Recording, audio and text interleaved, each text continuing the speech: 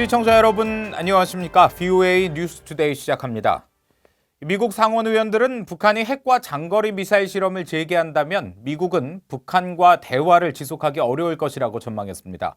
또 국제사회의 압박 캠페인 복원을 트럼프 행정부에 촉구했는데 필요에 따라 군사적 대응도 검토해야 한다는 주장도 나왔습니다. 첫 소식 이조은 기자가 보도합니다. 미국 상원 군사위원회 소속인 공화당의 조시 하울리 상원 의원은 핵과 장거리 미사일 실험 재개 가능성을 시사한 북한에 정면으로 경고했습니다. 핵미사일 실험이 재개될 경우 미북 대화는 지속되기 어렵다면서 북한이 취할 선택은 핵 프로그램과 경제적 폐허 두 가지 가운데 하나라고 단언했습니다. 또 미국의 선택지는 매우 많다면서 시간을 끌수록 불리한 쪽은 북한이라고 주장했습니다. North Korea should be more concerned than the United States. I mean, the United States has lots of options to isolate North Korea. We can have a missile shield, we can build a bigger missile shield. It's North Korea is the one that's really in the box here. So they should consider that. 외교 군사위 소속인 민주당의 팀 케인 의원도 비핵화 협상에 의미 있는 진전이 없게 된 책임은 북한에 있다면서 트럼프 행정부는 다음 단계를 검토해야 한다고 밝혔습니다. They've tried different strategies.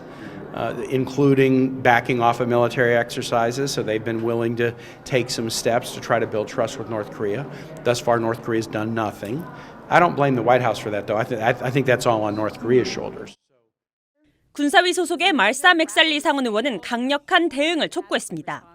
북한이 핵이나 대륙간 탄도미사일 같은 장거리 미사일 실험을 재개할 경우 미국은 모든 수단을 동원해 북한을 전방위로 압박해야 한다고 주장했습니다.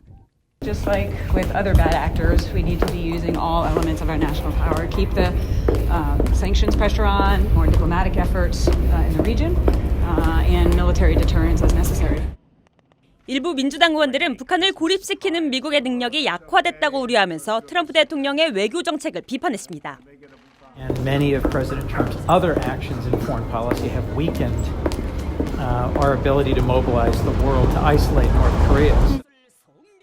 이런 가운데 팀 케인 의원은 미국이 검토 중인 다음 단계에 대한 대북 브리핑이 시급하지만 아직 백악관이나 행정부로부터 그런 계획을 전혀 전달받지 못했다고 지적했습니다. VOA 뉴스 이존입니다. 마이크 폼페오 미 국무장관은 북한과의 비핵화 대화를 할 수 있을 것이라는데 여전히 희망적이라고 밝혔습니다. 해리 해리스 주한 미국 대사는 남북관계 진전은 비핵화 속도에 맞춰야 한다는 미국의 기존 입장을 강조했습니다. 김칸희 기자가 보도합니다. 마이크 폼페오 국무장관은 국무부 출입 기자들을 상대로 한 올해 첫 브리핑 자리에서 북한에 대한 미국의 입장을 다시 강조했습니다. 대통령 선거가 있는 올해 북한과 이란의 두 핵 문제를 해결할 수 있을 것으로 낙관하느냐는 질문을 받고 북한에 대해 외교 경로로 갈 수 있을 것이라는데 희망적이라며 비핵화는 김정은 위원장의 약속이라는 점을 상기시켰습니다. We still remain engaged and hopeful that we can have a conversation about how to get the denuclearization that Chairman Kim promised to President Trump back in 2018. 지난 연말 북한의 성탄 선물과 위협과 관련해서는 아직 아무것도 보지 못했다고 말했습니다. I was here with you all in December sometime when there was lots of talk about what might happen at the end of the year. We've not seen that yet. 이란 혁명수비대 가셈 솔레이마니 사령관에 대한 공습이 대이란 최대 압박 작전의 일환이냐는 질문에는 최대 압박에는 외교적, 경제적, 군사적 요소가 있다면서 그렇다는 취지로 답했습니다. 이런 가운데 해리 해리스 주한 미국 대사는 한국 KBS와의 인터뷰에서 문재인 한국 대통령이 올해 남북 협력을 적극 모색하겠다고 밝힌 것과 관련한 질문을 받고 남북 관계의 성공이나 진전과 더불어 비핵화를 향한 진전을 보기 원하며 그것이 중요한 조건이라고 생각한다고 말했습니다. 문 대통령이 의지를 밝힌 김 위원장의 서울 답방과 DMZ 유네스코 세계유산 등 공동 등재 등에 대해서도 동맹국인 미국과의 협의를 강조했습니다. 해리스 대사는 이어 미북 간 협상의 문은 열려 있다면서도 새로운 전략 무기를 언급한 북한의 위협을 실질적이고 진지하게 받아들인다고 밝혔습니다. 북한의 ICBM 발사를 가정한 질문에는 미국은 준비돼 있어야 하고 필요하다면 오늘 밤이라도 싸울 준비가 돼 있다고 강조했습니다. VOA 뉴스 김칸입니다.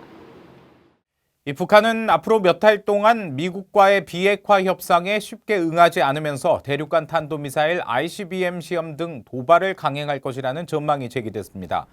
미국 뉴욕에 본부를 둔 국제 정치 컨설팅 업체인 유라시아 그룹은 6일 발표한 2020년 주요 리스크 전망 보고서에서 이같이 전망했습니다. 보고서는 또 북한이 위성 발사나 ICBM 시험 등으로 도발 수위를 높일 가능성이 크다면서 하지만 도발의 목적은 미국을 벼랑 끝으로 몰고 가기보다는 제재 완화를 확보하려는 것이라고 분석했습니다. 한편 유라시아 그룹은 올해 국제사회 최대 위험 요소로 미국의 대통령 선거를 꼽으면서 대선 결과에 따른 변수와 불확실성, 더 불안정한 외교 정책 환경을 언급했습니다. 이 북한은 김정은 위원장의 최근 강경 메시지로 인해 2년 전보다 더 고립될 것이라고 토마스 퀸타나 유엔 북한인권 특별보고관이 말했습니다. 퀸타나 보고관은 7일 VOA와의 인터뷰에서 이같이 지적하며 고립된 북한 주민들은 북한 정치 체제의 탄압 대상이 되기 더욱 쉽다며 우려를 표명했습니다. 또 핵 문제가 계속 한반도 평화의 주요 걸림돌이 되고 있다면서 미국과 북한이 비핵화의 진전과 상관없이 한반도 평화협정에 서명해야 한다며 이를 통해 북한에 대한 인권적 접근을 위한 공간이 더 많아질 수 있다고 주장했습니다. 퀸타나 보고관은 이어 유엔 안보리가 지난해에도 북한 인권 문제를 논의하지 않은 데 대해 유감을 표하며 올해는 안보리가 반드시 논의하도록 추진할 것이라고 말했습니다. 이 북한 고려항공의 운항이 최근 3분의 1 수준으로 급격히 줄었습니다. 이 비수기에 따른 감축 운항으로 보이는데 최근 북한이 큰 공을 들이고 있는 관광 산업에 타격을 줄 것이라는 분석입니다. 함지하 기자가 취재했습니다.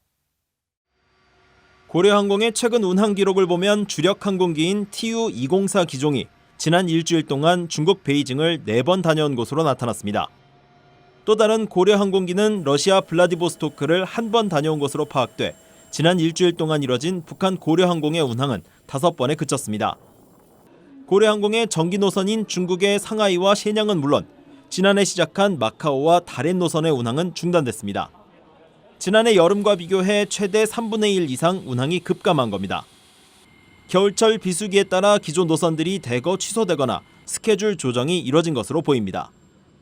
고려항공은 주 5회까지 확대 운영하던 베이징 노선을 겨울철에는 주 3회나 그 이하로 줄였고 상하이 등의 노선도 주 2회에서 몇 주에 한 번 운항으로 변경하곤 했습니다. 이 같은 현상으로 국제사회 제재를 타개할 방편으로 삼는 북한의 관광 산업에 큰 타격을 줄 수밖에 없습니다. 전문가들은 북한이 겨울 관광객들을 유치하기 위한 관광지와 시설 부족을 주요 요인으로 꼽았습니다. It's also infrastructure intensive, so you have to have decent hotels and ways for people to get to them. 브라운 교수는 또 최근 북한이 스키장 건설과 삼지연 지역 개발 등 겨울 관광 산업에 적극 투자하고 있지만 여전히 부족해 보인다면서 현재로서는 투자 대비 손실이 크다고 해석했습니다. 지난해 북중 정상은 관광 분야 협력 강화를 약속했습니다. 그러나 북한의 겨울철 관광에 분명한 한계가 드러나고 있어 북한이 어떻게 대응할지 주목됩니다. VOA 뉴스 함지아입니다. 북한이 무비자로 여행할 수 있는 나라가 39개에 불과해 여권 영향력이 수년째 세계 최하위 수준에 머무른 것으로 나타났습니다. 영국의 다국적 법률 회사인 헨리 앤드 파트너스가 국제항공운송협회 자료를 바탕으로 7일 발표한 2020 헨리 여권지수에서 북한은 전 세계 200개 국가 중 공동 100위에 올랐으며 북한보다 순위가 낮은 나라는 소말리아, 시리아 등 9개 나라밖에 없었습니다. 북한 주민들이 무비자로 방문할 수 있거나 현지에 도착해서 바로 비자를 받을 수 있는 나라도 39개에 불과한 것으로 나타났으며 이에 따라 북한은 2017년 유엔 대북제재 시행 이후 3년 연속 100위를 기록하며 최하위권을 벗어나지 못했습니다. 한편 올해 헨리 여권 지수에서 일본은 무비자 여행 가능국이 191개로 1위에 올랐으며 한국은 189개국으로 3위, 미국은 184개 나라로 공동 8위에 올랐습니다. 한반도 안보 관련 최대 민간단체인 주한미군 전우회가 한국전 발발 70주년을 맞아 미한동맹을 집중 조명한 첫 공식 개간지 한미동맹 전어를 6일 발간했습니다. 주한미군 전우회장을 맡고 있는 월터 샤프 전 사령관은 특집 기고에서 전시작전 통제권 전환과 관련해 한반도를 둘러싼 안보 조건들이 적절해지고 한국군이 관련 역량을 확보하는 대로 한국이 연합군을 지휘해야 한다고 밝혔습니다. 다만 전작권이 전환되더라도 한국군 대장이 사령관을, 미군 대장이 부사령관을 맡는다는 것 외에는 미한 정부 지침에 따라 운영되는 연합사의 현행 구조와 역할에 아무 변화가 없다는 점도 강조했습니다. 지난 2017년 창설된 주한미군 전후에는 1953년 정전협정 체결 이후 한국에 복무했거나 복무 중인 미한 양국의 현역 또는 예비역 장병이면 누구나 회원이 될 수 있습니다. VOA 뉴스투데이 마칩니다. 함께해 주신 여러분 고맙습니다.